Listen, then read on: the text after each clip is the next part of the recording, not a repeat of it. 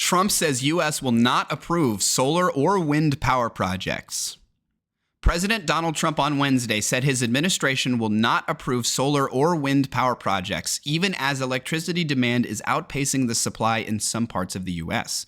We will not approve wind or farmer-destroying solar, Trump, who has complained in the past that solar takes up too much land, posted on Truth Social. The days of stupidity are over in the USA. That is like a peak idiocracy irony. The idea that Trump is posting the days of stupidity are over in the USA within the context of him saying we aren't doing any more solar or wind is actually peak. Satire is dead. Satire is dead, folks. Satire is dead. That is peak satire. Satire is real. When satire becomes real like this, I guess it's just dead. The president's comments comes after the administration tightened federal permitting for renewables last month. The permitting process is now centralized in Interior Secretary Doug Burgum's office. Renewable companies fear that projects will no longer receive permits that were once normal course of business. The president's comments Wednesday will likely heighten those concerns. Trump blamed renewables for raising electricity prices in the U.S. Prices have risen on the nation's largest grid, PJM interconnection, as rapidly growing demand from data centers and other industries faces a tight power supply as resources such as coal plants are retired. How could you possibly argue that renewables raise the price of electricity in the U.S., right? If it's a purely like a simple supply and demand equation, right? And having renewables increases the supply, it's necessarily going to decrease the price at which the demand, equilibrium's at. What could possibly, it's Trump, so he probably doesn't have any real legitimate reasoning. But what could possibly be the reasoning that he's thinking of that he's saying renewables raise electricity prices, right? That's just actually completely backwards.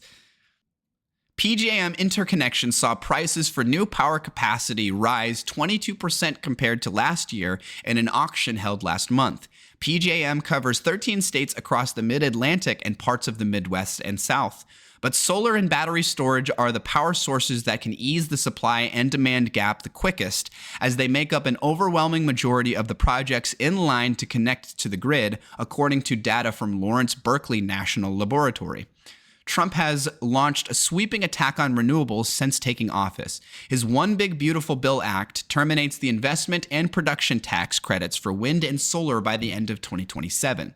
Those credits have played a key role in the expansion of renewable energy in the U.S. The president's steel and copper tariffs have also increased the costs of solar and wind projects, renewable companies say. The U.S. Department of Agriculture on Tuesday ended its support for solar on farmland.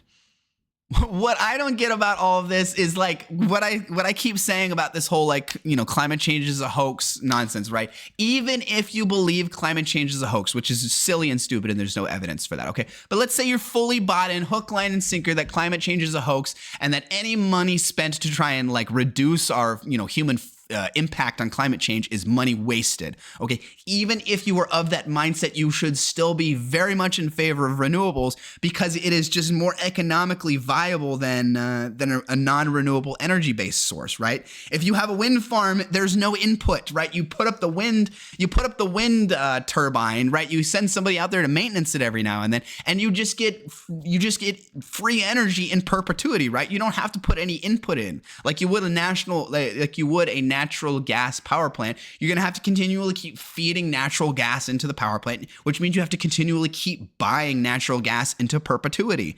So you should be in favor of renewables, and also it just increases the supply, right? If you care about macroeconomics even slightly and you understand the rising demand for power consumption and the stagnated